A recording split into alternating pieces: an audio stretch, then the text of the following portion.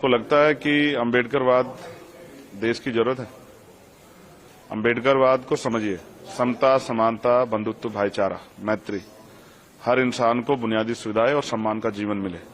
और ये हमारी जिम्मेदारी है कि अगर गवर्नमेंट कोई काम करे तो वो जाति धर्म से ऊपर उठ के सभी के लिए हो।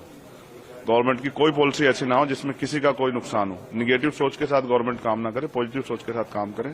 देश की आजादी के इतने साल बाद भी अगर लोग लंबे समय से बुनियादी सुविधाओं से वंचित हैं तो इसके लिए सरकारें जिम्मेदार हैं। अब वो बुनियादी सुविधाओं पर बात भी होगी और नए अवसर कैसे तैयार हों। देश का नौजवान सड़कों पर है, बेरोजगार है, देश का किसान परेशान है, न्यूनतम मजदूरी नहीं मिल रही है और ना ही रोजगार है लोगों पे। लोग सुबह उठ के जाते हैं बिकने के लिए, लेकिन कोई खरीदने वाला नहीं होता, क्योंकि देश में 80 करोड़ से ज्यादा लोग ऐसे हैं जो हैंड टू माउथ है। अभी सबके लिए काम करना है। महिला सशक्त हों और सुरक्षित हों। दिल्ली में भी महिलाएं सुरक्षित नहीं है। उन महिलाओं को फील कराना है कि वो भी इस देश में बराबर की इज्जत के साथ जिए।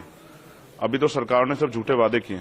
सरकार ने जो वादे किए उनको पूरा कराने के लिए सरकार से सवाल करेंगे। आपको लगता है कि कई जगह नाम बदले जाने की एक राजनीति होती है कि इसका नाम रख दो, उसका नाम रख दो, अम्बेडकर की मूर्तियां तोड़ दो, और एक दबाव की एक सोसाइटी है जो कि दबाव के अंदर काम करती है, तो ये निगेटिव थॉट है और ये इस निगेटिव थॉट को कब तक देश सींचता रहेगा, ये सवाल है। देश आजाद हो गया, अब भी अगर जाति के आधार पे या धर्म के आधार पर उत्पीड़न होता है तो देश को सोचना चाहिए।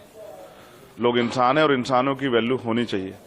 अगर कोई जाति धर्म के नाम पे किसी का के साथ शोषण करेगा तो ये एक्सेप्ट नहीं किया जाएगा। और लोग मरने के लिए पैदा नहीं हुए, चाहे वो माँ सोने की चम्मच से दूध पिलाने वाली माँ हो या चाहे वो टूटी चम्मच से, हर माँ को अपने बेटे से प्यार है। सबकी जीवन सुरक्षित होना चाहिए। एक आखिरी सवाल है आपसे।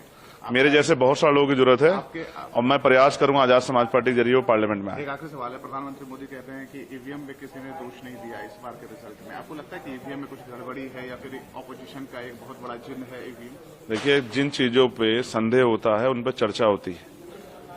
पिछली बार भी बहुत सारी चर्चा हुई थी और चर्चा होनी इसलिए भी जरूरी है क्योंकि ये लोकतंत्र ही हमारी सबसे बड़ी पूंजी है।